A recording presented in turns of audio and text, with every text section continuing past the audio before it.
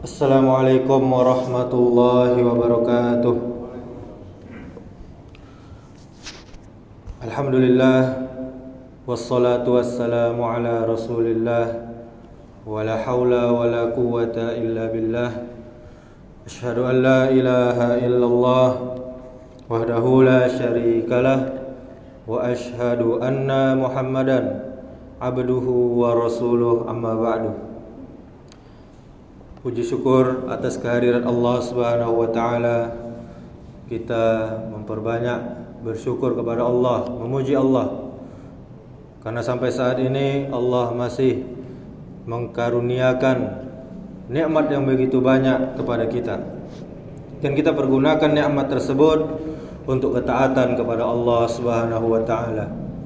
Kemudian selawat serta salam semoga selalu tercurahkan untuk junjungan kita, suri tauladan kita, yakni Nabi Muhammad sallallahu alaihi wasallam. Allahumma salli wa sallim wa barik ala Muhammadin wa ala alihi wa ashabihi ajma'in. Kaum muslimin, kaum muslimat, jamaah salat zuhur yang dimuliakan Allah Subhanahu wa taala. Sabtu yang lalu kita telah membahas 11 ciri akidah Ahlus Sunnah wal Jamaah. Sekarang kita akan menyambungnya. Kemudian yang ke-12, akidah Ahlus Sunnah adalah sebab adanya pertolongan, kemenangan, dan keteguhan. Hal itu karena ia adalah akidah yang paling benar. Maka orang yang berpegang teguh kepada akidah Ahlus Sunnah pasti dia akan menang, akan berhasil, dan akan ditolong oleh Allah Subhanahu wa taala.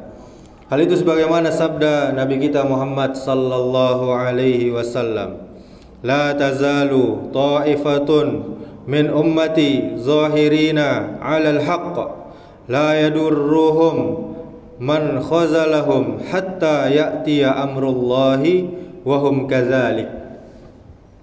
Akan senantiasa ada sekelompok dari umatku yang membela kebenaran, yang tidak akan membahayakan mereka orang yang merendahkan mereka sampai datangnya keputusan dari Allah Subhanahu wa taala, dan mereka dalam keadaan demikian. Hadis riwayat Muslim nomor 1524. Kemudian ciri yang ke-13, maka barang siapa mengambil akidah Ahlus Sunnah, akidah yang benar, niscaya Allah akan memuliakannya. Dan barang siapa yang meninggalkannya, kenapa dia meninggalkannya? Mungkin tidak cocok di akalnya, tidak cocok di logikanya, tidak cocok dengan hawa nafsunya, niscaya Allah akan menghinakannya. Hal itu telah diketahui oleh setiap orang yang telah membaca sejarah. Sehingga ketika umat Islam menjauhi agamanya, menjauhi akidah Ahlussunnah, itu sama dengan menjauhi agama Islam. Terjadilah apa yang terjadi, sebagaimana yang menimpa Andalusia atau Spanyol dan yang lainnya. Kemudian ciri yang ke-14, akidah Ahlussunnah mengangkat derajat para pengikutnya.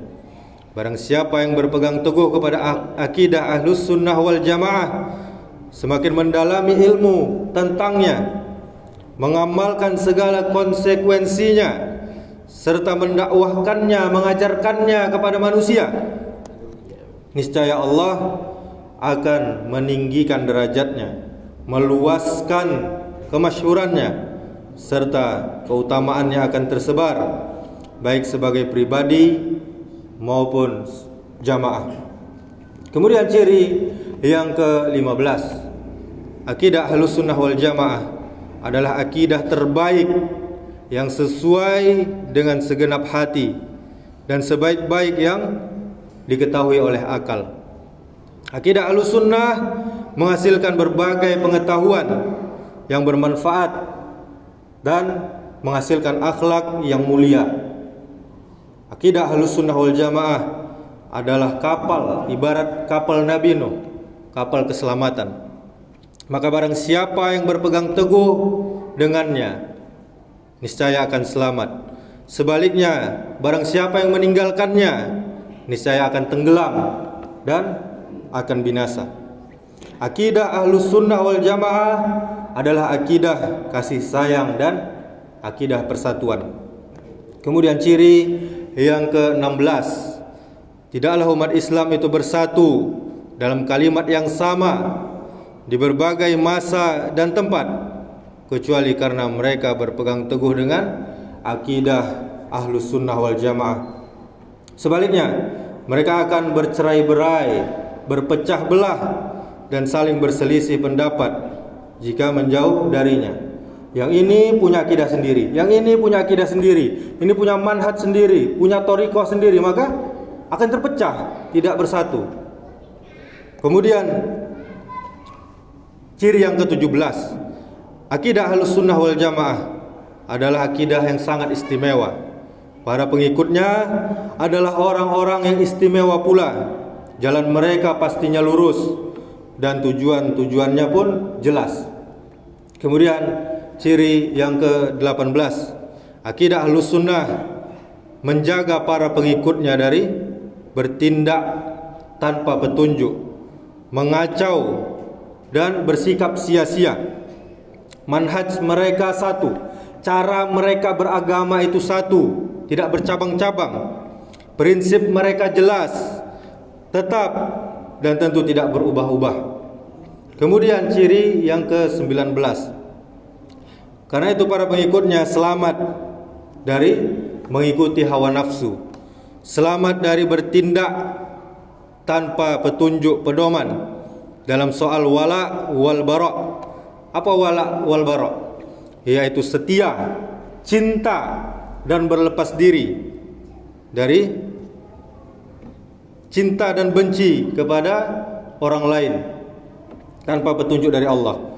Ahlus Sunnah mencintai orang-orang soleh dengan tidak gulu, tidak sampai sujud, tidak sampai ruku kepada manusia, tidak berlebih-lebihan. Ahlus Sunnah mencintai orang-orang yang menyampaikan al-haq, menyampaikan kebenaran, bukan membubarkan pengajian-pengajian yang tidak sepaham dengannya, bukan mesra dengan orang munafik, apalagi orang-orang kafir, bukan ikut mengucapkan selamat kepada perayaan-perayaan agama lain, bukan ikut merayakan perayaan agama lain. Ahlus Sunnah memberikan ukuran yang jelas, yang pasti, sehingga tidak akan salah selama-lamanya. Kemudian ciri yang ke-20, dengan demikian dia akan selamat dari perpecahan. Orang yang berpegang teguh kepada akidah Ahlus Sunnah wal Jamaah, dia akan selamat dari perpecahan, dari bercerai-berai dan kesia-siaan. Dia akan tahu kepada siapa dia harus benci dan mengetahui pula hak serta kewajibannya. Dia akan memberikan ketenangan jiwa dan pikiran kepada orang yang mengikutinya. Kemudian yang ke-21, jiwa tidak akan gelisah, tidak akan ada kekacauan dalam pikirannya, sebab akidah Ahlus Sunnah menghubungkan antara orang mukmin dengan Allah Subhanahu wa taala. Jamaah kaum muslimin, kaum muslimat yang dirahmati Allah Subhanahu wa taala, siapapun yang mengaku muslim wajib berpegang teguh kepada ajaran Islam, kepada ajaran akidah Ahlus Sunnah wal Jamaah. Haram hukumnya mengubah-ubah atau meragukan keyakinannya walau hanya sedikit.